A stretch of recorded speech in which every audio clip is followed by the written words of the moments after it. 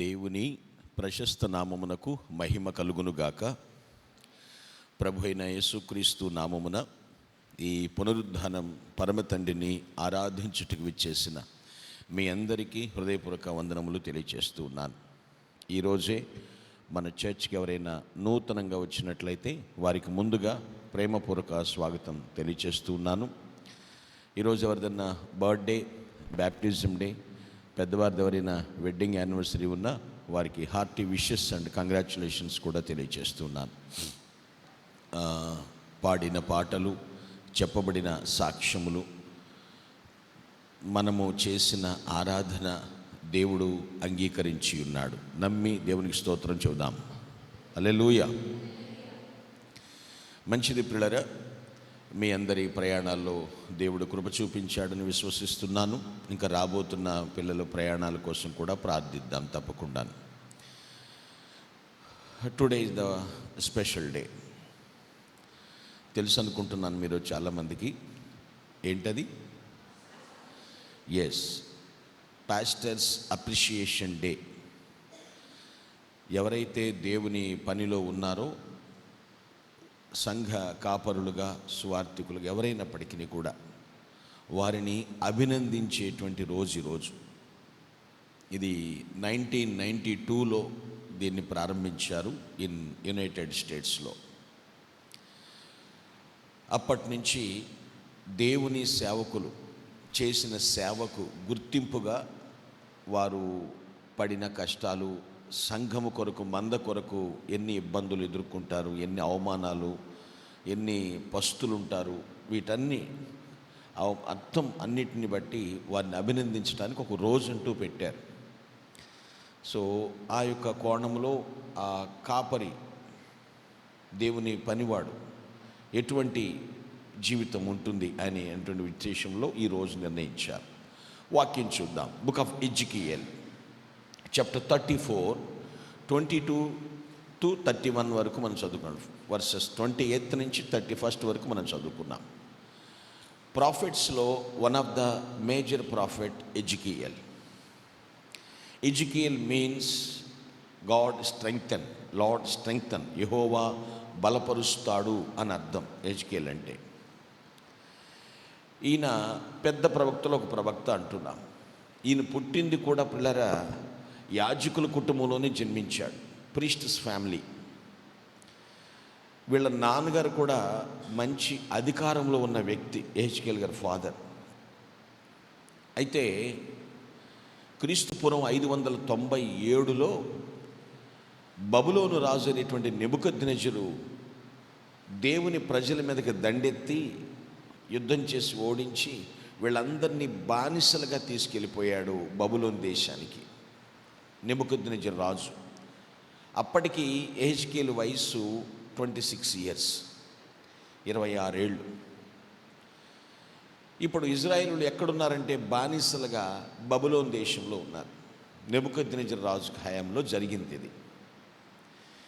After 4 years, అంటే ఎహెజ్కేలుకి 30 సంవత్సరాల వయసు వచ్చినప్పుడు దేవుడు అతన్ని ప్రవక్తగా పిలుచుకున్నాడు. Praise the lord. 30 ఏళ్ల వయస్సులో ప్రవచన సేవను ప్రారంభించాడు.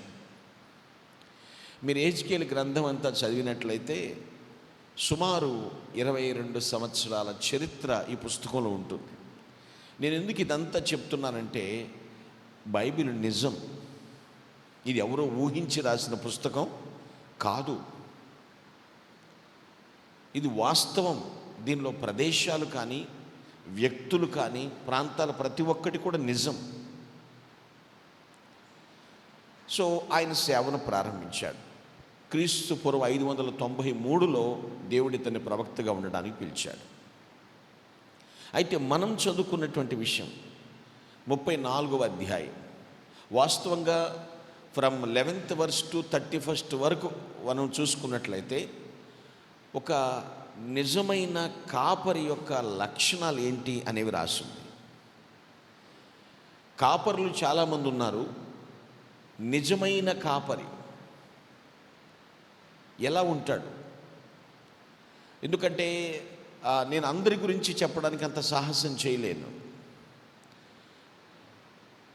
ఈరోజు నేను చెప్పే వాక్యం యొక్క అంశం, today topic of the message, true shepherd. True shepherd, నిజమైన కాపరి. ఎటువంటి జీవితం వారికి ఉంటుంది? నిజమంటేనే దాంట్లో అబద్ధం లేదని అర్థం. భక్తుడు దావీదు అంటాడు కదా, ఏమని? యెహోవా నా కాపరి, నాకు లేమి కలుగదు అన్నాడు. దేవుడే నా కాపరి, ఊపిరి అన్నీ దేవుడే, నాకు ఏ లేమి కలుగదు. కొంతమంది ఇలా కూడా చెప్తారు, యెహోవా నా కాపరి, నాకేమీ కలగదు. మా మనవాళ్ళు అంటూ అలా చెప్తూ ఉంటారు, నాకేమీ కలగదు అంటే ఏమీ లాభం లేదన్నట్టుగా. నాకు లేమి కలగదు, పేదరికం అంటూ ఉండదు, అన్నీ ఆయన చూసుకుంటాడు అన్నట్లుగా. ఒకసారి ఉపోద్ఘాతంలో ఒక వచనం చదువుకుందాం. ప్రసంగి గ్రంథం 12వ అధ్యాయం 11వ వచనం. Book of Ecclesiastes chapter 12 verse 11. జ్ఞానులు చెప్పు మాటలు ములుకోల వలనను చక్కగా కూర్చబడి బిగగొట్టబడిన మేకుల వలన ఉన్నవి. అవి ఒక కాపరి వలన కాపరి వలననే అంగీకరింపబడినట్లుంటాయి. జ్ఞానము గల మాటలట ఎలా ఉంటాయట? ములుకోలల వలె, గూడ్స్.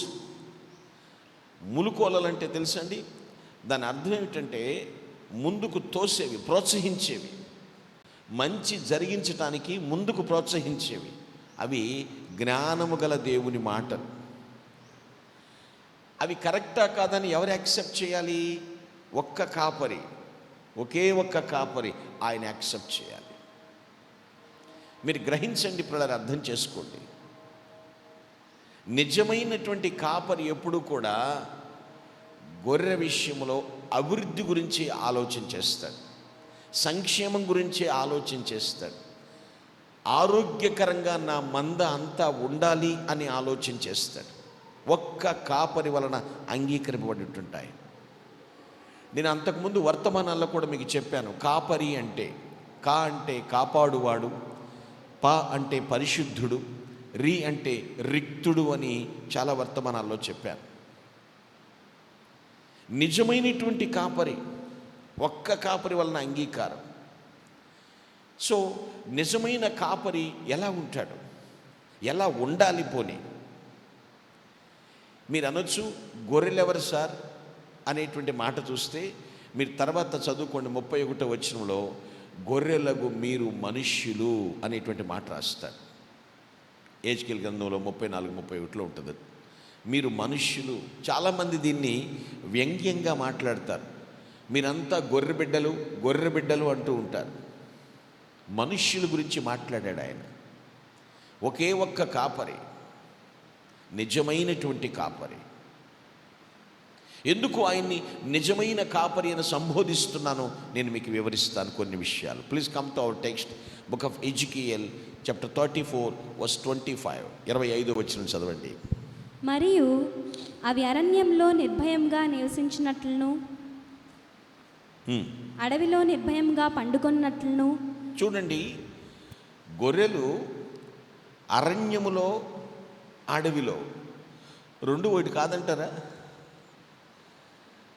రెండు ఒకటైతే 2 సార్లు ఎందుకు రాశాడు దాన్ని?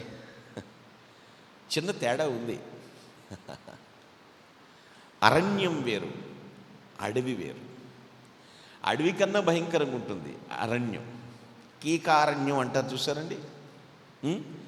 అడవి అంటే అడవికి వెళ్ళి కొంతమంది పుల్లలు కొట్టుకుని వస్తూ ఉంటారు, దారులు కొన్ని తెలుస్తూ ఉంటాయి, కానీ అరణ్యాలకి తెలియదంటారు. ఎందుకంటే మీరు చదువుకున్నప్పుడు విన్నారు, కాకుల దూరని కారడవి, చీమల దూరని చిట్టడివి అని. పోనీ అడవినే భయంకరంగా అనుకుందాం. పోనీ అక్కడట గొర్రెలు నిర్భయంగా నివసించినట్లు, ఏ భయం లేకుండా బ్రతికేటట్లు. అంటే ఉదయం లేవాలి, మేతకి ఎక్కడికి వెళ్ళాలి, సేద ఎక్కడ తీరాలి, మళ్ళీ ఎక్కడికి వచ్చి విశ్రమించాలి, ఎక్కడ హాని లేని ప్రదేశం అని ఎక్కడికక్కడికే నడిపించేవాడే నిజమైనటువంటి కాపరి అవుతాడు. Praise the Lord. నిజమైన కాపరి అంటే నేను చెప్పేసాం, first of all is must be a pioneer. Must be a pioneer, మార్గదర్శకుడై ఉండాలి. మార్గాన్ని నిర్దేశిస్తాడు ఆయన, మార్గాన్ని చూపిస్తాడు నిజమైనటువంటి కాపరి. ఎటు నడవాలో, ఎటు నడవకూడదో, ఎక్కడికి వెళ్ళాలో, ఎక్కడికి వెళ్ళకూడదో మార్గదర్శకుడుగా ఉంటాడు. He must be a pioneer. మార్గాన్ని సిద్ధపరిచేవాడు ఆయనే, ఆ దారి చూపించేవాడు కూడా ఆయనే. అరణ్యములో నిర్భముగా నివసించినట్టు. ఉదాహరణకి చూస్తే పిల్లరా, దావీదు తనకు తాను ఒక గొర్రెగా భావించుకుని మాట్లాడతాడు. నా కాపరి ఆయన, నా మార్గదర్శకుడు ఆయన. నిజమైన కాపరి ఎలా ఉంటాడంటే మార్గదర్శకుడుగా ఉంటాడు. ఫోన్ చేస్తే, సమస్య చెప్తే సానుకూలంగా స్పందించి దాని గురించి నిమిత్తం ప్రార్థించి మంచి మార్గదర్శకత్వం నిరూపిస్తాడు నిజమైన కాపరి. పరుగు పరుగున బాధతో వస్తే, వద్దమ్మా అటువంటి మార్గాలు మంచివి కావని ఖండించి బుద్ధి చెప్పి, ఏమన్నా అనుకొని నా గొర్రె అనుకుని మంచి మార్గం చూపించేవాడు నిజమైన కాపరి. శామ్ 23:3, కీర్తన 23:3 చదువుకుందాం. నా ప్రాణమునకు ఆయన సేద తీర్చున్నాడు. నా ప్రాణమునకు ఆయన సేద తీర్చుచున్నాడు. తన నామమును బట్టి నీతి మార్గంలో నన్ను నడిపించున్నాడు. ఎక్కడ నడిపిస్తున్నాడు? నీతి మార్గంలో నడిపిస్తున్నాడు. గుర్తుపెట్టుకోండి, మార్గదర్శకుడు అంటే ఎలా ఉండాలండి? నీతి మార్గములో. నీతి అనగా అర్థము దేవుడు. దేవుడు తన మార్గంలో నడిపిస్తాడండి ఎప్పుడు కూడా. ఎప్పుడు?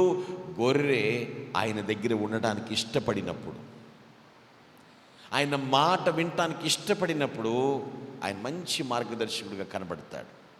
నిజమైన కాపరి అంటే పిల్లరా మస్ట్ బి ఎ పైనీర్. కాపరి అయినటువంటి దేవుడు వాక్యం అందిస్తాడు, సహవాసాన్ని అందిస్తాడు, పచ్చిక బయళ్ళ వైపు నడిపిస్తాడు. ఇదిగో ఇక్కడ లేదు మంచి మేత అని చెప్పి ఇక్కడనా, ఇది బెటర్. మార్గదర్శకుడు ఆయన. పరిశుద్ధాత్ముడు మూలం, దేవుని మూలముగా పారే లోతైన జలాల దగ్గరికి నడిపిస్తాడు. Must be a pioneer. మార్గదర్శకుడుగా ఉంటాడు. ఇప్పుడు ఆలోచించండి, నీతి మార్గంలోనే నడిపిస్తాడు. ఎందుకంటే పాపుల మార్గంలో నిలబడకూడదు కాబట్టి. మార్గాలు ఎన్నో ఉండొచ్చు, అయితే ఈ పైనీర్, ఈ మార్గదర్శకుడి యొక్క చూపించిన బాటలో నడిస్తే మాత్రం మేలు పొందుకుంటాం, లబ్ధి పొందుకుంటాం. కొన్నిసార్లు నేను మీ మాటల్ని అడ్డగించవచ్చు, మీ కోరికలను నేను మన్నించకపోయి ఉండొచ్చు. అది ఎందుకు? మీ మంచి కోసమే. చాలామంది కొన్ని సమస్యలు, కొన్ని భయాలు దైవజనులతో షేర్ చేసుకోరు. ఎందుకంటే ఆయనకేం చెప్తాంలే, ఆయనకేం చెప్తాంలే అంటే. గ్రహించండి, దేవునికి మీకు మధ్యవర్తిగా మేము ఉన్నాము. మీరు నిజమైన కాపరిని అనుకున్నట్లయితే పిల్లరా, మీకు మంచి గైడెన్స్ కావాలనుకుంటే షేర్ చేసుకోవాలి. అదే పరులతో చెప్తే ఇంకా 10 మందికి చెప్పి వాళ్ళు మీ పరువు తీస్తారేమో, కానీ పరమత తండ్రి అయినటువంటి దేవుడు, తల్లి అయినటువంటి సంఘముకి, దేవుని యొక్క సన్నిధిలో మధ్యవర్తులుగా పనిచేస్తున్నటువంటి కాపరికి, నిజమైన కాపరికి తెలియచేస్తే మీకు చక్కని మార్గదర్శకత్వం దొరుకుతుంది. నిజమైన కాపరి ఎలా ఉంటాడు? Must be a pioneer. Secondly, రెండో విషయాన్ని చూద్దాం. వర్స్ 23, యెహెజ్కేలు 34:23 చదువుదాం. వాటిని మేపుటకై నేను నా సేవకుడైన దావీదును వాటి మీద కాపర్నిగా నియమించెదను. చూడండి, దావీదును కాపరిగా మేపుట గురించి ఇక్కడ రాసి పెట్టాడు. ఏమిటి? దావీదుని మేపడం కాదు, గొర్రెలను మేపుటకు దావీదుని కాపరిగా నియమించానని చెప్తున్నాడు. ఈ మేత గురించి కొంచెం ఆలోచన చేస్తే, నేను ప్రకటించినా లేదా ఏ సువార్తికుడు ప్రకటించినా, ఏ కాపరి ప్రకటించినా, ఎవరు ప్రకటించిన ఈ మేత అనేది ఎక్కడి నుంచి రావాలి? దేవుని దగ్గర నుంచి రావాలి. దేవుని దగ్గర నుంచి అందించేటువంటి ఈ ఫీడింగ్ దేవుని దగ్గర నుంచి తీసుకొచ్చే వారిని ఏమంటారంటే పిల్లరా, రాయబారి అంటారు. సో ట్రూ షెఫర్డ్ అంటే ఎలా ఉంటాడు? Must be an ambassador.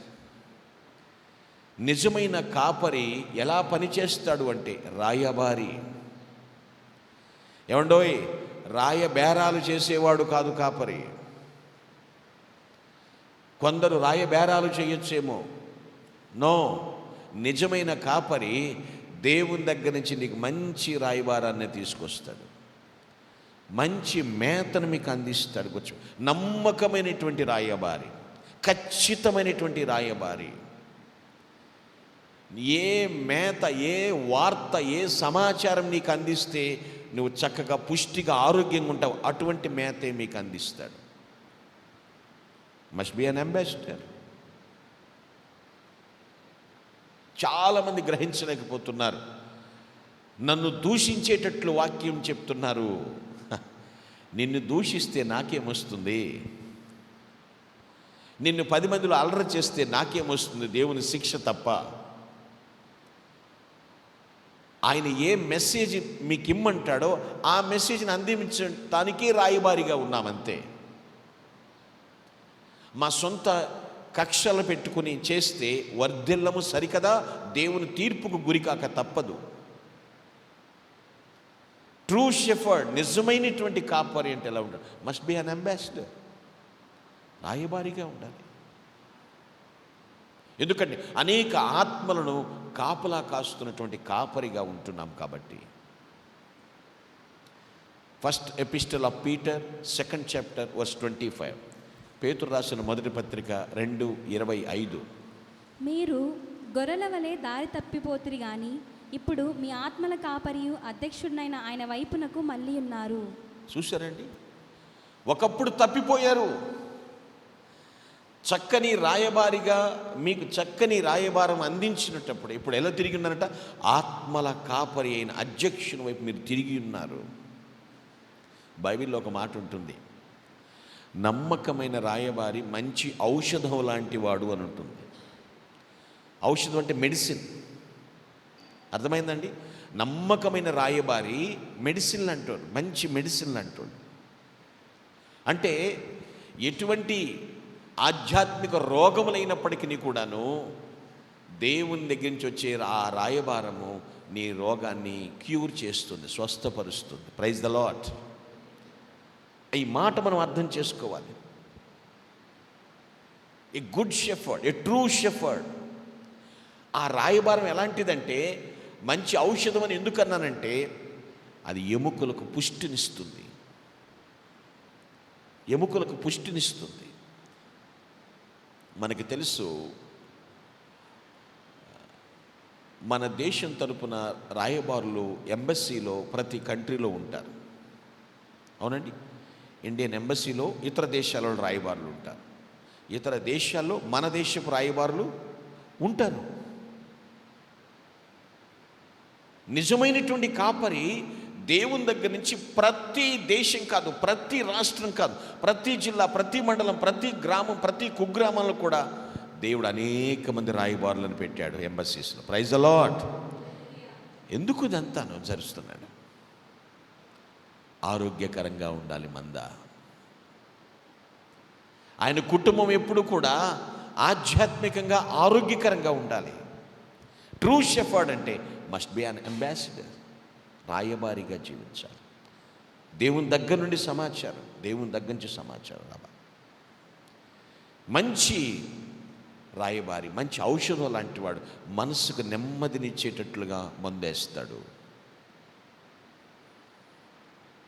అది అర్థం చేసుకున్నప్పుడే ఈ మందు బాగాలేదు, ఈ వార్త బాగాలేదు, ఈరోజు వాక్యం బాగాలేదు, అబ్బాయి ఏం సప్పగా ఉంది, ఇలాంటి మాటలు మాట్లాడుతుంటారు. నిజమైన కాపరి మంచి రాయబారిగా ఉంటాడు. దేవుని దగ్గర నుంచి మంచి సమాచారం మీకు తీసుకొస్తాడు.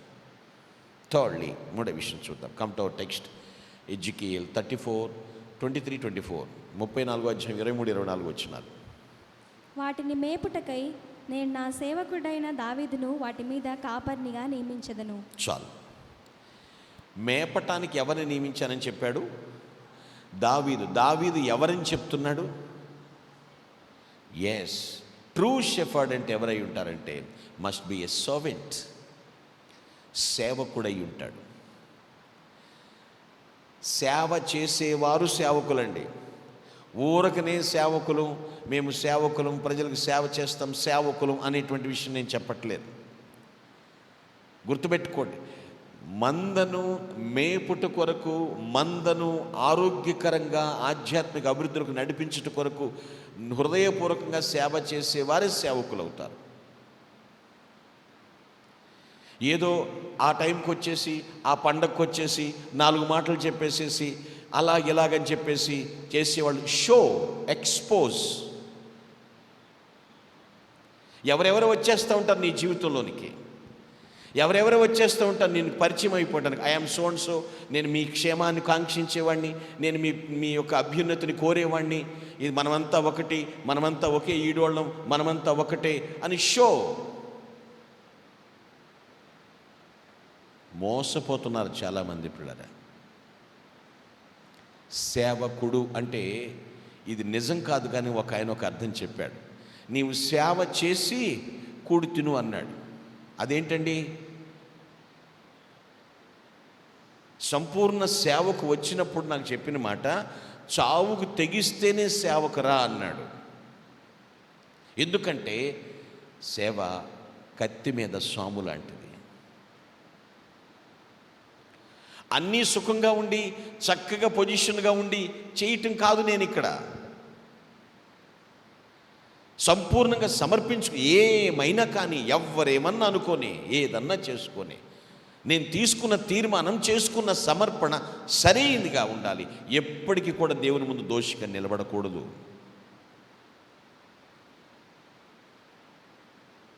నేను దావీదుని మిమ్మల్ని మేపుటకు సేవకుడుగా నియమించాను.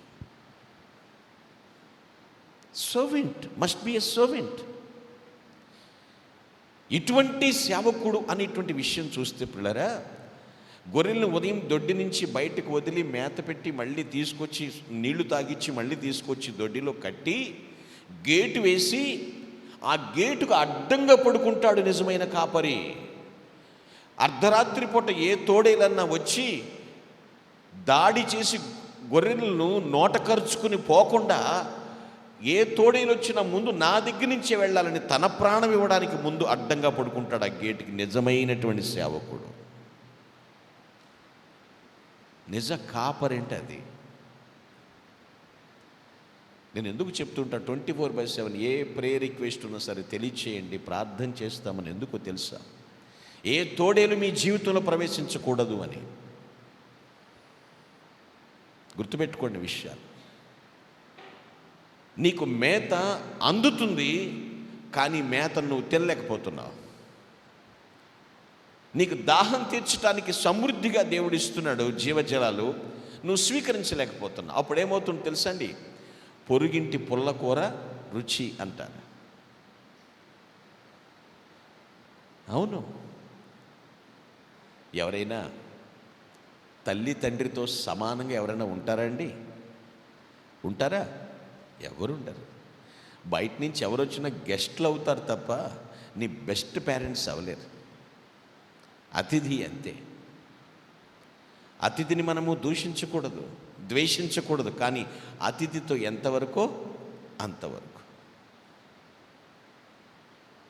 సేవకుడు అక్కడ మాట రాసింది అదే పిల్లలు ఆలోచించు. గాస్పెల్ జాన్ చాప్టర్ 10, యోహాను సువార్త 10వ అధ్యాయం 11వ వచనం చదవండి. నేను గొర్రెలకు మంచి కాపరిని, మంచి కాపరి గొర్రెల కొరకు తన ప్రాణము పెట్టును. మంచి కాపరి అంటే డెఫినేషన్ ఇస్తున్నాడు. మంచి కాపరి ఎవరినంటాం? మంచి కాపరి అంటే తన గొర్రెల కొరకు ప్రాణమిచ్చును. ఎవరిస్తారు? ప్రభు అయినటువంటి యేసుక్రీస్తు వారు. అందరి కొరకు విమోచన క్రయధనముగా తన ప్రాణమును ధారపోసాడు ఆయన. వర్స్ 14-15 ఆల్సో, 14-15 వచనాలు.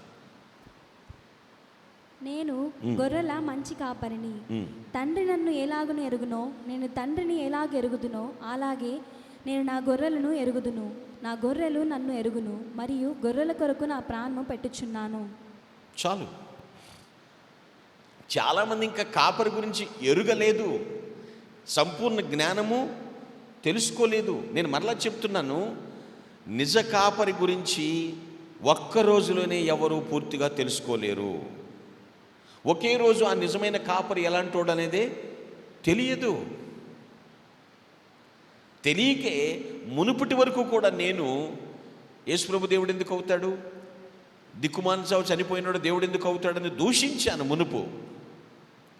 ఒక్క రోజులోనే అర్థం కాలేదు. ఎవరు కూడా ఒక్క రోజులోనే పూర్తిగా తెలుసుకోలేరు. నిజమైన కాపరి అంటున్నాడు, నేను మంచి కాపరిని అని చెప్తూ ఆయన ఏమంటున్నాడంటే, మంచి కాపరి గొర్రెల కొరకు తన ప్రాణము పెట్టును. సేవకుడు, ఆలోచించేయండి. కొందరు నీచంగా భలే మాట్లాడతారండి, నాలుగు ఎటు తిరిగి తట్టు మాట్లాడినట్టు. బతకలేక పాస్టర్ అయ్యాడు, నరవలేని నాలుకని విన్నాను కానీ మరి ఇలా ఉంటుందని అనుకోలేదు. బ్రతకాలి అంటే చాలా దారులు ఉన్నాయి, కానీ అది కాదు. పిలిచిన పిలుపుకు తగ్గట్టుగా ఒక సమర్పణతో ముందుకు నడిపించటం. సేవకుడు అంటే అంత నీచమైపోయాడా, అంత హీనమైపోయాడా? నీ క్షేమాన్ని కాంక్షిస్తూ నిత్యము నీ గురించి ప్రార్థనలో ఎత్తిపడుతూ ఎలా ఉన్నావు అని ఎంక్వైరీ చేస్తూ, నువ్వు చిన్నబుచ్చుకున్నప్పుడు మళ్ళా నీకోసం ఏం చేస్తే నువ్వు సంతోషిస్తావు అనే విషయంలో దేవుని దగ్గర అడుగుతూ వేడుకుంటున్నటువంటి సేవకుడు. ఎవరో సడన్గా వచ్చేసి నేను నీకు బాగా చెప్తా, నేను నీకు బాగా చూసుకుంటా, బాగా చేస్తానంటే ఎలా నమ్ముతామండి మనం? ఎలా నమ్ముతామండి? అలాగని తల్లిదండ్రులను తోసేయగలుగుతామా? సేవకుడు సేవ చేయటానికే ఉన్నాడు. దేవుడు అప్పగించిన సేవ చేయటానికే జీవిస్తున్నాడు సేవకుడు అంటే. వారు నిజమైన కాపరి. నిన్ను కష్టపెట్టే పని ఇప్పుడు చేయరు. ఒకవేళ నువ్వు కష్టపడుతున్నావంటే ఆ కష్టంలోనే దేవుడు నీకు పాఠాన్ని నేర్పిస్తాడు. నువ్వు యథార్థంగా జీవిస్తూ నిందపడ్డావంటే దానిలోని దేవుడు నీకు లెసన్ నేర్పిస్తాడు. నీకు అర్థం కాలేదు అంతకుముందు వరకు ఆ సబ్జెక్ట్, మళ్ళీ నేర్పిస్తాడు దేవుడు. సేవకుడు అయి ఉంటాడండి. Fourthly, come to our text 34:30. అప్పుడు తమ దేవుడైన యెహోవానగు నేను తమకు తోడుగా ఉన్నాననియు ఇశ్రాయేలీయులైన తాము నా జనులై ఉన్నారని వారు తెలుసుకొందురు. నా జనులై ఉన్నారని వారు తెలుసుకుందరు. ఇందాక ఒక మాట చెప్పాను, ఒక్క రోజులోనే నిజమైన కాపరి గురించి తెలుసుకోలేరు అని చెప్పాను. ఇక్కడ ఏమంటున్నాడు, నా జనులై ఉన్నారని నేను వారి దేవుడునని వారు తెలుసుకొందురు. తెలుసుకోలేని వారు కూడా తెలుసుకొందురు అంటున్నాడు ఇక్కడ. అంటే వీళ్ళు తెలుసుకునేటట్లుగా అంత జ్ఞానాన్ని బోధిస్తాడండి నిజమైనటువంటి కాపరి. ఆ బోధించేవాడిని ఏమంటారంటే మస్ట్ బి ఏ టీచర్. తెలియచేస్తాడు, బోధకుడు, గురువు. నిజమైన కాపరి ఎలా ఉంటాడు అంటే గురువులాగా, బోధకుడులాగా దేవుని గురించి సంపూర్ణంగా, సంక్షిప్తంగా కాకుండా సంపూర్ణంగా నీకు బోధిస్తాడు. ఇదిగో నేను నీకు తోడై ఉన్నాను అని తెలుసుకునేటట్లుగా, మీరు నా ప్రజలు అని గ్రహించేటట్లుగా ఏం చేస్తాడు, తెలియచేస్తాడు ఆయన. గురువులకు గురువు, గుగ్గురువు, బోధకులకు బోధకుడు, పరమ బోధకుడు ఆయన. పరమ గురుడవు, ప్రభులకు ప్రభుడవు, పరము చేర్చే పదము నీవే. పరమ గురుడవు, ప్రభులకు ప్రభుడవు, పరము చేర్చే పదము నీవే. ఏంటట, రేయింబవలు నీ పద సేవే, జీవదాయక చేయుట మేలు, సాటి లేని దేవుడ నీవే, నాదు కోట కొండయు నీవే. పరమ గురువు ఆయన. ఆయన తెలియచేస్తాడు మనకి ప్రతి ఒక్కటి కూడా.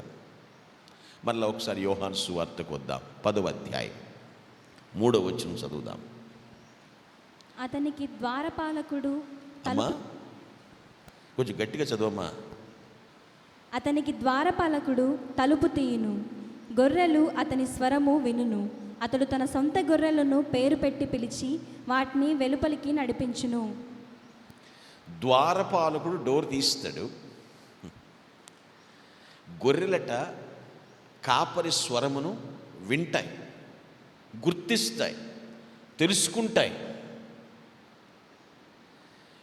మీ డాడీ కానీ మమ్మీ కానీ పిలిచే పిలుపు మీ ఇంటి దగ్గర బాగా వింటారు కదా. మిమ్మల్ని ఏమని పిలుస్తారు? నేను అడగలే, మీ ఇష్టమని పిలుస్తారు, ఏదోటి పిలుస్తారు. సేమ్ అదే పిలుపు మీ క్యాంపస్లో నీ పక్కన వినబడితే నువ్వేం చేస్తావు? ఎడు తిరుగుతావు.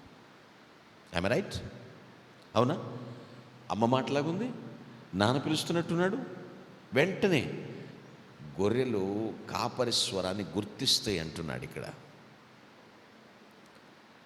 నన్ను ఎరుగును, అంత హితబోధ చేస్తారు.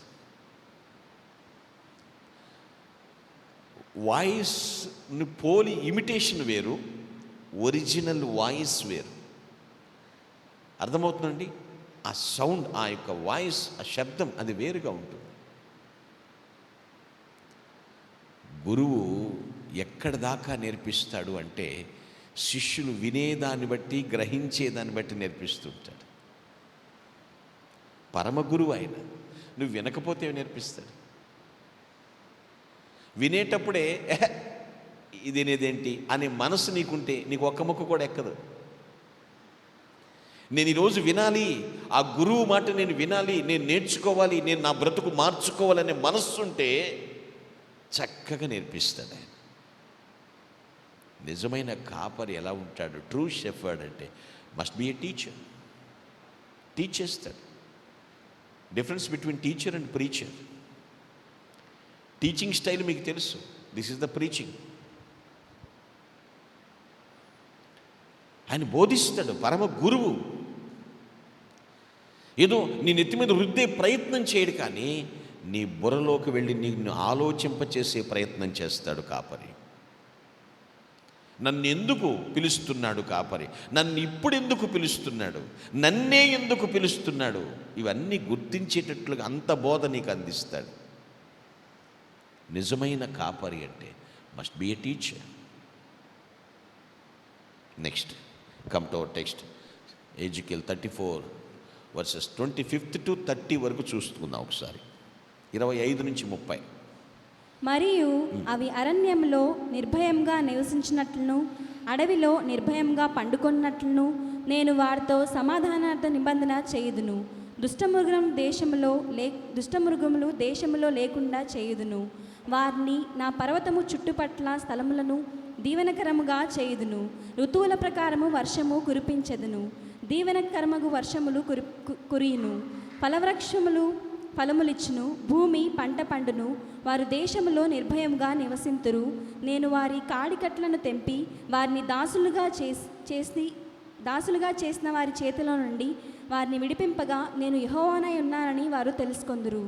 ఇక వారు అన్ని జనులకు దోపుడు సొమ్ముగా ఉండరు. మృగములు వారిని భక్షింపవు. ఎవరి వలన భయము లేకుండా వారు సురక్షితముగా నివసించెదరు. మరియు వారు ఇక దేశంలో కరువు కలిగి నశించిపోకుండాను, అన్యజనుల వలన వారికి అవమానము ప్రాప్తించకుండాను వారి ప్రఖ్యాతి కొరకై తోట ఒకటి నేను ఏర్పరచెదను. తోట గుర్తుపెట్టుకోండి. ముందు చదువుకుని 25 వచనాల్లో అరణ్యము, అడవి గుర్తుపెట్టుకోండి. అప్పుడు తమ దేవుడైన యెహోవానగు నేను తమకు తోడుగా ఉన్నాననియు, ఇశ్రాయేలీయులైన తాము నా జనులై ఉన్నారని వారు తెలుసుకొందురు. ఇదే ప్రభువగు యెహోవా వాక్కు. ఎందుకు ఇదంతా చదివించానో మీకు చెప్తాను. ఒకప్పుడు ఏ స్టేజ్లో ఉంది? అరణ్యం, అడవి, భయం, నివసించటానికే భయం. ఆ స్టేజ్ నుంచి,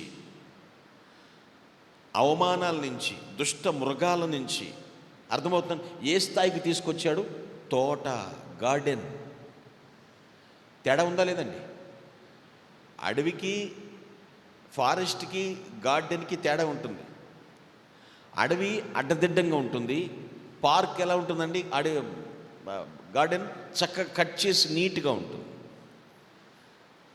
గొర్రెలను ఆ స్థాయి నుంచి ఈ తోటలో నివసించి ఏ భయం లేకుండా చేసి చక్కని వృక్ష ఫలాలు ఇచ్చి, అర్థమవుతుందండి, మేతనిపించి తోటలో నివసించి ఇక మీకే భయం లేదు, ఏ ప్రాణాపాయం మీకు లేదు, ఇదంతా చేయటం దాన్ని ఏమంటారో తెలుసా అండి? True shepherd must be an organiser. ఒక మంచి నిర్వాహకుడుగా ఉంటాడండి, ఆర్గనైజ్ చేస్తాడు మొత్తాన్ని. అర్థమవుతున్నప్పుడరా, ఎలా ఎగుడు దిగుడుగా ఉన్నా, ఎంత గరుకు ఉన్నా, ఎన్ని ఇబ్బందులున్నా వాటన్నిటినీ కూడా క్లియర్ చేసి వాటి మూలాలు తీసివేసి ఎలా తయారు చేస్తాడు, ఎటు పక్క నుంచి ఏ హాని లేకుండా గార్డెన్లో ఉంటున్నట్లుగా చేస్తాడు ఆయన. Praise the lord. ఒకప్పుడు ఏడమ్ అండ్ ఈవ్ ఈడెన్ గార్డెన్స్లో ఉండేవారు. వాళ్ళు క్వైట్ ఆపోజిట్. అక్కడి నుంచి ఎక్కడికి వచ్చేసారు? లోకమని అరణ్యంలోకి పడిపోయారండి. కానీ ప్రభు అంటున్నాడు, అరణ్యంలో అడవిలో భయంతో నివసిస్తున్న మిమ్మల్ని తీసుకొచ్చి నేను ఎక్కడ తీపెడతాను? గార్డెన్లో, తోటలో ఉంచుతాను మిమ్మల్ని. గ్రహించండి, must be an organiser. True shepherd, మంచి నిజమైనటువంటి కాపరి, దైవికమైనటువంటి కాపరి ఎలా ఉంటాడు అంటే నిన్ను తోటలో ఉంచేటట్టుగా అంత ఉల్లాసాన్ని చేస్తాడు. ఎటు నుంచి నీకు భయం ఉండదు, ఏ దుష్టమృగం దాడి చేయాల్సిన ఆ కంగారు నీకు ఉండదు, అవమానాలు ఉండవు, అవమానం కూడా ఆనందంగా స్వీకరిస్తారు, ఆ స్టేజ్కి తీసుకొస్తారు. ఇదంతా ఈజీ పని అంటారా చెప్పండి? చాలా హార్డ్ అండి, ఇట్స్ టూ హార్డ్. అందుకే ఒక ప్రోగ్రామ్ను ఆర్గనైజ్ చేసే వాళ్ళ కష్టాన్ని గుర్తిస్తే తొందరపడి మాట మాట్లాడరు. ఎవడరా దీని ఆర్గనైజర్ అంటారు, చీటికి మట్టి కొందరు, నోటి దురద ఎక్కువ, దోల. ఎవడా దీన్ని కండక్ట్ చేసేది? చిన్న చిన్న ప్రోగ్రామ్స్కి అలా అయిపోతున్నాం. లైఫ్ని ఆర్గనైజ్ చేయటం, లైఫ్ని కండక్ట్ చేయడం మామూలు విషయం అంటారా? ఒకప్పుడు మిమ్మల్ని మీరు చెక్ చేసుకోండి, మీ జీవితాలు ఎలా ఉండేవో, ఎలా ఆర్గనైజ్ చేసుకొచ్చి చక్కగా తీసుకొచ్చాడు దేవుడు. ఎలాంటి మూర్ఖులుగా బ్రతికారో ఇప్పుడు ఎంత ముత్యాలుగా బ్రతుకుతున్నారో చెక్ చేసుకోండి ఒకసారి. నిజమైన కాపరి మస్ట్ బి అన్ ఆర్గనైజర్. చూస్తూ ఊరిలేడు అక్కడ ఎంత గౌరవ ప్రతిష్టలు తీసుకొస్తాడు ఆయన. Book of Zechariah chapter 9 verse 16. Zechariah గ్రంథం 9:16 చదువుదాం. నా జనులు యెహోవా దేశములో కిరీటమందలి రత్నముల వలె ఉన్నారు గనుక కాపరి తన మందను రక్షించినట్లు వారి దేవుడైన యెహోవా ఆ దినమున వారిని రక్షించును. ఇక్కడ చూడండి, తన పిల్లల్ని ఎలా చేస్తాడు అంటే ఏదో ఒక కిరీటంలాగా చేసేస్తానని చెప్పట్లా. కిరీటంలో, క్రౌన్లో ఈ రాళ్ళు పొదుగుతారు చూసారండి, మెరిసేటట్లుగా, లైటింగ్ పడగానే మెరిసేటట్లుగా నా పిల్లలు అంత చక్కగా తయారు చేస్తాను. నా గొర్రెలను అంత చక్కగా. కిరీటం ఎక్కడ పెడతారు? హెడ్ మీద. అర్థమవుతుందండి? కాపరి నడవలేని గొర్రెలను ఎక్కడ వేసుకుంటాడు? భుజాల మీద వేసుకుంటాడు. చాలా గొప్పగా ఫీల్ అవుతాడు అతను. ఎంత ఆర్గనైజింగ్ ఇవన్నీ కూడా. ఆ దుష్ట మృగాల మధ్య నుంచి, ఆ భయం నుంచి, అన్యజనుల అవమానాల నుంచి సురక్షితంగా వస్తూ, మధ్య మధ్యలో ఆకలి తీరుస్తూ, దోపిడీ దొంగల బారిన పడకుండా కాపాడుతూ, వాట్ ఏ గ్రేట్ ఆర్గనైజింగ్ అండి. అక్కడ చెప్తున్నటువంటి మాటలు, కిరీటంలోని రత్నాల వలె మెరిసేటట్లు నేను చేస్తాను. ఆర్గనైజింగ్. కృపా వరములతో, ఆత్మ ఫలముతో నిన్ను నింపేటట్లుగా తయారు చేస్తాడు ఆయన. ఎక్కడ అరణ్య జీవితం, ఎక్కడ అత్యానందమైనటువంటి జీవితం. ఇది ఒక ట్రూ షెఫర్డ్ వలన మాత్రమే జరుగుతుంది. Yes, must be an organiser. అందుకే మనం ఆయన ఆరాధిస్తున్నాం. ఆయన నిజమైన కాపరి కాబట్టే నిబ్బరం కలిగి దేవుని ఆరాధిస్తూ ఉన్నాం మనం. Sixthly and finally, come to our text 34:20, ఎజెకియెల్ 34:20. కాబట్టి ప్రభు అయిన యెహోవా ఈ మాట సెలవిచ్చున్నాడు, ఇదిగో నేనే క్రొవ్విన గొర్రెలకును చిక్కిపోయిన గొర్రెలకును మధ్య భేదము కనుగొని తీర్పు తీర్చుదును. ఇక్కడ చూడండి, తీర్పు తీరుస్తాను అంటే వెంటనే మీరు అక్కడికి వెళ్ళిపోవద్దు, అంత్యకాలపు తీర్పు దగ్గరికి వెళ్ళొద్దు. క్రొవ్విన గొర్రెలు చిక్కిన గొర్రెలు మధ్య తీర్పు తీర్చుదును అనేటువంటి మాట గుర్తుపెట్టుకోండి. ఇవెందుకు క్రొవ్వినాయి, ఇవెందుకు చిక్కిపోయినాయి? సంఘములో అందరూ ఒకలాగానే ఉంటారా? మీకు అర్థం కావడానికి చెప్తాను, మీరు ఫీల్ అవుతానంటే చెప్పను. అవుతారా? అవర్లే, నాకు తెలుసు. అర్థం చేసుకున్న వాళ్ళు ఫీల్ అవ్వరు. ఇప్పుడు ఇక్కడికి వచ్చి పోడియం దగ్గర నిలబడి ఒకరి తర్వాత ఒకరు వస్తున్నారు. పాటలు కానీ, ఆరాధన కానీ, సాక్ష్యాలు కానీ, బైబిల్ రీడింగ్ కానీ ఒకరి తర్వాత వస్తున్నారు విషయమే. వస్తున్నప్పుడు అక్కడ ఉన్నటువంటి ఆ కెమెరా లీడ్ చేసే వాళ్ళు, అక్కడ నడిపే వాళ్ళు ఏం చేస్తారు? వచ్చినప్పుడల్లా మనిషి దగ్గరికి వస్తున్నారు. అట పెట్టేసిపోవచ్చు వాళ్ళు. ఎందుకు వస్తున్నారు? ఒకళ్ళు హైట్ ఉండొచ్చు, ఒకళ్ళు షార్ట్ ఉండొచ్చు, ఒకళ్ళు పక్కకు ఉండొచ్చు. అర్థమైన విషయమే. ఒకళ్ళు ఇంకా పక్కకి వెళ్ళిపోవచ్చు. వాళ్ళందరినీ అడ్జస్ట్ చేయడం వస్తున్నారు లేదా విషయం. అంత మాత్రం వాళ్ళు రావద్దంటామా? మీరు ఇట్ట ఎందుకున్నారు, అట్ట ఎందుకున్నారు అంటామా? లే. గొర్రెల్లో క్రొవ్వినవి ఉన్నాయి, చిక్కినవి ఉన్నాయి. వాటిని తీర్పు తీర్చుట అంటే దాని అర్థం ఏమిటంటే వాటన్నిటినీ కూడా ఒకే లెవెల్గా ఆరోగ్యకరంగా తప్పు చేస్తే సరిదిద్ది చెక్ చేసి సరిచేయటం అనేటువంటి విషయాలు. అలా సరిదిద్దే వారిని మళ్ళా రెన్యూవల్గా మళ్ళీ నూతన పరిచే వాళ్ళని ఏమంటారంటే sixthly and finally true shepherd must be a restorer. పునరుద్ధరించువాడు. Must be a restorer. పునరుద్ధరిస్తాడు. అర్థమవుతుంది? ఉద్ధరించటం వేరు, పునరుద్ధరించటం వేరు. ఇక్కడ నేను మనుషుల్ని పొట్టిని పొడుగు చేయలేం, మనం సరి చేయలేం. కానీ అక్కడ అంటున్నాడు చిక్కిన గొర్రెల విషయంలో మాత్రము మళ్ళీ వాటిని మంచి గొర్రెలుగా మార్చగలుగుతాం. క్రొవ్విన గొర్రెల విషయంలో అది బ్యాడ్ కొలెస్ట్రాల్ అయితే తీసేస్తాడు, మళ్ళీ దాన్ని సరిచేస్తాడు. అర్థమవుతుందండి? దాన్ని కూడా పునరుద్ధరిస్తాడు ఆయన. Must be a రెస్టోరర్. పునరుద్ధరించువాడండి నిజమైన కాపరి. వదిలేడు. వీళ్ళు బాగానే ఉన్నారులే, వీళ్ళు అసలు బాగాలేదులే, పోతే పోనీ ఈ మంద మాట వినరు, ఇది ఇంతే అని వదిలేయడు కాపరి. రెస్టోరేషన్ చేస్తాడు, పునరుద్ధరిస్తాడు వారిని. అలా వదిలేసేవాడు కాదు. క్రొవ్వినవి చిక్కినవి గొల్ల అన్నిటినీ కూడా. ఎందుకంటే అందరూ నా పిల్లలేగా, అందరూ నా వారసులేగా అనుకుంటాడు ఆయన. కీర్తన 28:9 చూద్దాం. Psalm 28:9. నీ జనులను రక్షింపుము, నీ స్వాస్థ్యమును ఆశీర్వదింపుము, వారి కాపరివై నిత్యము వారిని ఉద్ధరింపుము. కాపరివై నిత్యము వారిని ఉద్ధరించు. నిత్యము ఉద్ధరించటం ఎప్పుడు కూడా పునరుద్ధరించడం అనేది ఉంటుంది. ఏ స్థాయికి తీసుకొస్తాడు అంటే దేవుడు ఆ పునరుద్ధరణ ప్రక్రియ ఏ స్థాయిలో ఉంటుందంటే, నీవు నా దేవుడవు, నేను నీ బిడ్డను అని మనం అనేటట్లుగా, ఆయన నేను మీ తండ్రిని, మీరు నా పిల్లలు అని అనిపించేటట్లుగా ఆ స్థాయికి తీసుకొస్తాడు. అర్థమైందని విషయమే. తీర్పు తీర్చుట అంటే అదే అర్థం అక్కడ. క్రొవ్విన గొర్రెలు, చిక్కినటువంటి గొర్రెలు. నాకు నా దేవుని తోడుంది, నేను దేవుని దానను, దేవుని వాడను, నేను దేవుని స్వాస్థ్యం అనే స్థాయికి తీసుకొస్తాడు. విడిచిపెట్టాడు. అటువంటి రెస్టోరేషన్, అటువంటి పునరుద్ధరణ ఇస్తాడు నిజమైనటువంటి కాపరి. నేను ముగిస్తున్నాను పిల్లరా. Today topic of the message true shepherd. నిజమైన కాపరి ఎలా ఉంటారు? 6 లక్షణాలు చెప్పాను, 6 qualities. First of all, P stands for must be a pioneer, మార్గదర్శకుడు. Secondly, must be an ambassador, రాయబారి. Thirdly, must be a servant, సేవకుడు.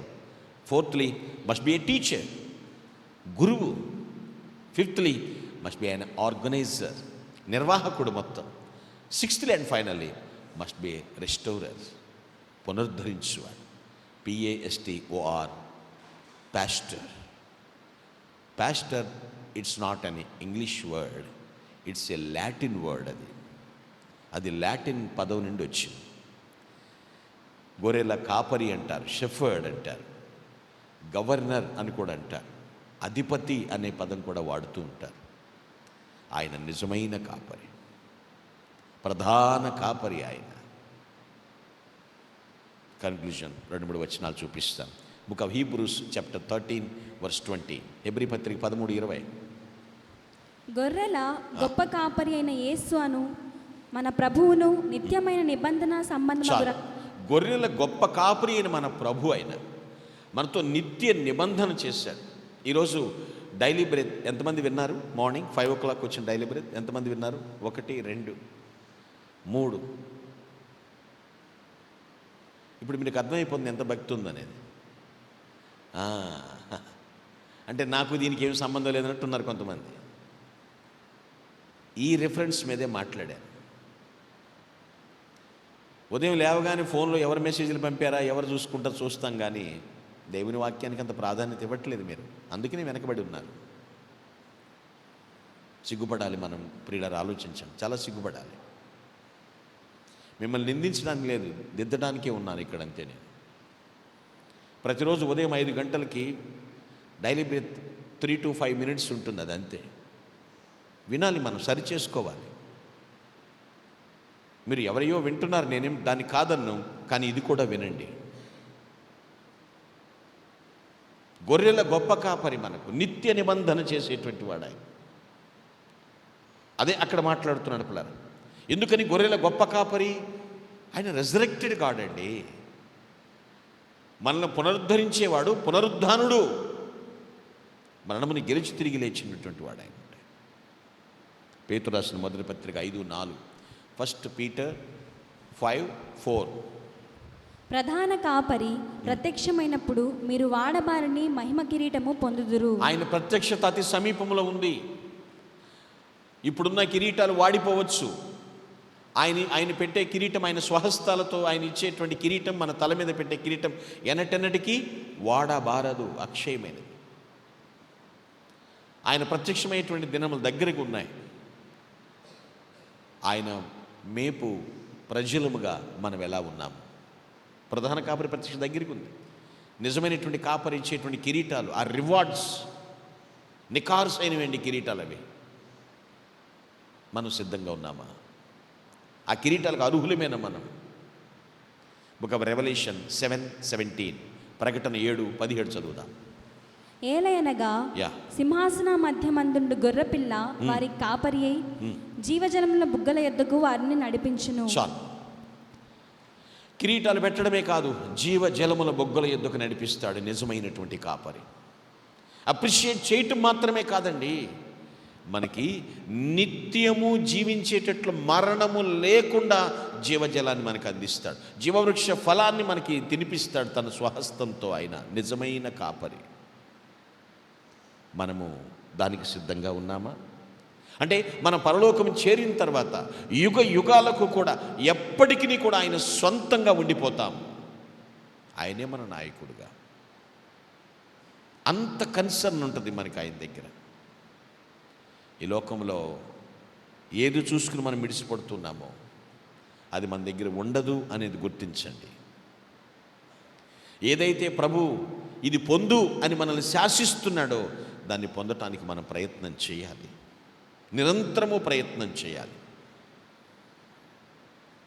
He is the true shepherd, నిజమైనటువంటి కాపరి ఆయన. ఆ కాపరి అడుగుజాడల్లో ఆద్యంతము వరకు నడుచుదుముగాక. ఆమేన్. Please all close your eyes, let us pray. అందరూ తలలు వంచండి, కళ్ళు మూసుకోండి, ప్రార్థన చేద్దాం. మా ప్రధాన కాపరి, మా నిజమైన కాపరి, మీకు వందనాలు. మీ మాట వింటాం ప్రభువా, మీ మార్గదర్శకత్వంలో నడుస్తాం. మీ రాయబారాన్ని మేము అర్థం చేసుకుంటాం, నీ సేవను గుర్తిస్తామయ్యా, నీ బోధను చెవిని పెడతాం తండ్రి. మీ యొక్క నిర్వహణ అంతట్లో ప్రభువా మీరెంత ప్రయాసపడ్డారో మాకు అర్థమవుతుంది. మమ్మల్ని మీరు పునరుద్ధరిస్తున్నందుకు వందనములు అంటూ ఆయన మాటకు లోబడదామా? ఆ కాపరికి మన శిరస్సు వంచుదామా? ఆయన స్వరాన్ని గుర్తించి ఆయన్ని వెంబడిద్దామా? అలా నేను చేస్తాను అన్నట్లయితే నీ చెయ్యెత్తి దేవుని స్తుతించు. నేను వాక్య ప్రకారంగా అలా చేస్తాను. నిజమైన కాపరికి నేను విలువిస్తాను. నిజమైన కాపరిని నేను దూషించను. నేను తప్పుగా అర్థం చేసుకున్నాను అన్నట్లయితే ఇప్పుడే క్షమించమని అడిగి, ప్రభువా నేను నిన్ను స్తుతిస్తాను అన్నట్లయితే please raise your hand and praise God joyfully. Thank you my dear church. Please put down your hands, I will pray for you. పరిశుద్ధుడైన మా తండ్రి, పరమ కాపరి, నీకు స్తోత్రములు నాయన. ఈరోజు మీతో మాతో మాట్లాడినందుకు కృతజ్ఞతలు. మమ్మల్ని మీ వాక్యంతో సంధించినందుకు స్తోత్రములు తండ్రి. ఎందరైతే నీ కాపరత్వాన్ని అంగీకరించి నీ నీడలో నీ వెలుగులో జీవించడానికి ఇష్టపడి చేతులెత్తి నిన్ను స్తుతించారు, దయచేసి వారి స్తుతులు స్వీకరించండి, వారి తీర్మానములు స్థిరపరచండి, వారిని ప్రత్యేకముగా ఆశీర్వదించమని ప్రభు అయిన క్రీస్తు పేరిట ప్రార్థించి దీవిస్తున్నాను తండ్రి. ఆమేన్. డియర్ చర్చ్, అందరూ అలాగే తలల వంచి కండ్లు మూసుకుని ప్రార్థనాపూర్వకంగా ఉండండి. మనమందరము ప్రభు యొక్క శిలువ ధ్యానంలో ఉందాం. ఆయన యొక్క శిలువను, ఆయన మరణమును మరియు ఆయన పునరుద్ధానమును జ్ఞాపకం చేసుకునేటువంటి సమయం ఇది. గడిచిన పునరుద్ధానము నుండి ఈ పునరుద్ధానం వరకు మన జీవిత విధానాన్ని ఒకసారి చెక్ చేసుకోండి. నీ చూపులు, నీ మాటలు, నీ తలంపులు, నీ నడవడిక ఎక్కడైనా డిస్టర్బ్ అయినవా? అయోగ్యంగా దేవుని పట్ల బిహేవ్ చేసావా? క్షమాపణ అడగండి. దేవునితో సమాధాన పడాలి.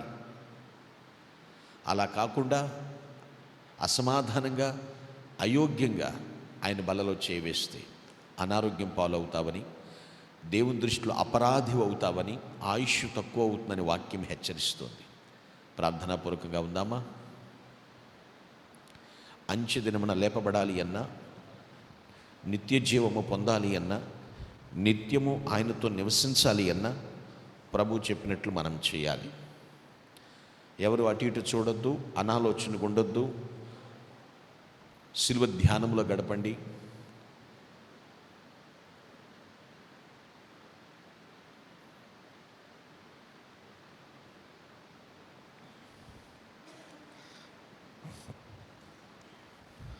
ప్రేమ కలిగిన తండ్రి, నీకు వందనములు. నీ దేహము నాగలి చల్లవలే దున్నబడింది మా కోసం. మీరు సిలువలో పొందిన దెబ్బలను బట్టి మాకు స్వస్థత కలుగుచున్నది నాయన. ఈ రొట్టెను మీ శరీరముగా మార్చి ఉన్నారని నమ్ముచున్నాం. ఇది మీ శరీరమునకు సాదృశ్యము కాదు, మీ